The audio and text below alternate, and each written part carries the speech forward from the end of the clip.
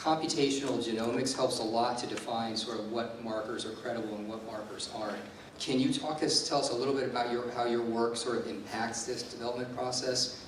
And additionally, sort of what investors who are interested in thinking about computational, maybe AI platforms, should be on the lookout for in your field generally? So just as an introduction, in mostly an academic center called the New York Genome Center, a non-profit located just the street on Canal Street and 6th Avenue.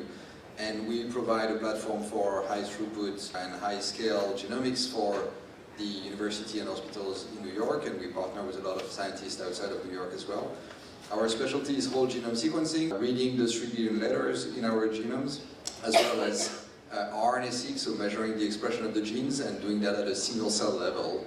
And so identifying all of the different cell type in an organ and differentiating between a healthy tissue and an affected tissue by a particular disease. So we do that with different genomics technology, and we have a lot of expertise on the analysis of that data. I think I would start by saying that most of the data we generate, we have no idea how to interpret that. The genome is really, really big. There are a few places that we know are coding for proteins, that's what we call the genes. And there are a few places on those genes where we know there are mutations and we know they are associated with a disease. In some cases, we don't even know exactly how that works, like why the protein is at a different form, a different shape, and why the process is disrupted and that causes the disease.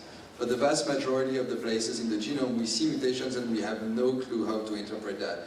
And AI is not going to solve that problem by itself. Like, it's not an LLM, it's not a ChatGPT that can interpret, that can give us the language explanation of what is the effect of those mutations. It's really coming from a different process by evolution mostly, and by and large we don't really understand how that works and how that works in different cells at different stage in development between the first stage of the embryo, the pediatric setting, the aging setting. All of that has to be taken into account. And so AI is a great tool to put together all the information we have and try to summarize that. And so we can do that from the literature, from all the papers. We can do that from different genomics experiments that are shared, that are accessible in data repository.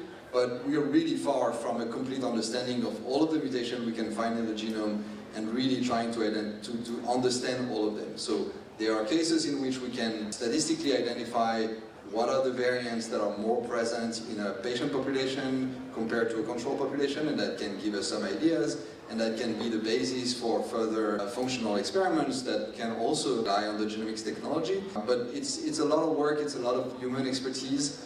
We can have a tool, we can speed up that process with some machine learning and some AI technology, but really we need to generate a lot more data. We need to have a lot more scientists looking at the data, being trained to process the data, to analyze the data, to share the results, so that progressively we will have better AI systems. One of the particular projects I want to mention that I'm very involved in is in cancer. It's a project we started in New York to sequence patients of non-European ancestry. And so we know that there's a lot of disparity between populations in outcome for cancer.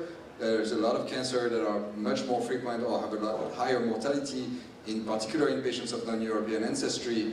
And by sequencing those tumors, we can diversify the source of knowledge so that ultimately the AI models that are going to be built will be built on a more diversified data set and will be applicable to a larger patient population. And so we need more data, but we need data to be very diverse and to be representative of the patient population that it will address. And so we do that in New York. We're currently doing that in an international project focused on African diaspora in 3 different cancer types. We use AI, but really as a tool. One of the other applications I want to mention, I think that relates to what you described on the finding a biomarker and on understanding why it works in some patients and why it doesn't. And I think one of the great technology that we now have is liquid biopsy for monitoring cancer. So by taking a blood sample, we can extract the molecule of DNA coming from the tumor that are floating in the plasma, that are present in the bloodstream. And we can use that to monitor the evolution of the tumors. And so you can give a treatment, continuously monitor the evolution, the presence of the cancer cells or the cancer fragment in the blood, and follow that in a non-invasive fashion. And so you can really do those sampling quite rapidly or quite regularly, and monitor what are the patients for which the drug has an effect. And you get a quantitative readout that really can inform you and can give you a lot of information about and really can help you to identify why the drug works in some cases and not in others.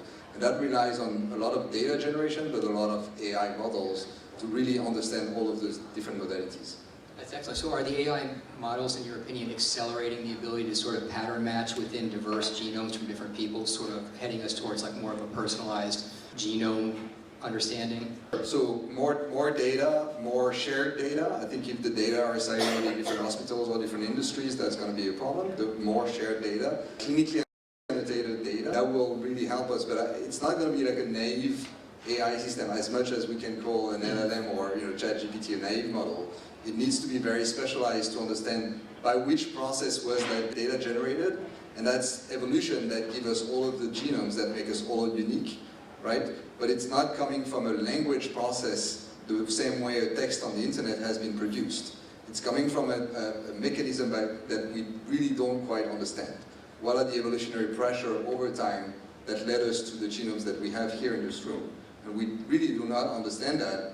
AI, will help us to synthesize some information, but that will be useful. That's a useful tool, but it's not a silver bullet that suddenly will give us an answer to all of those questions.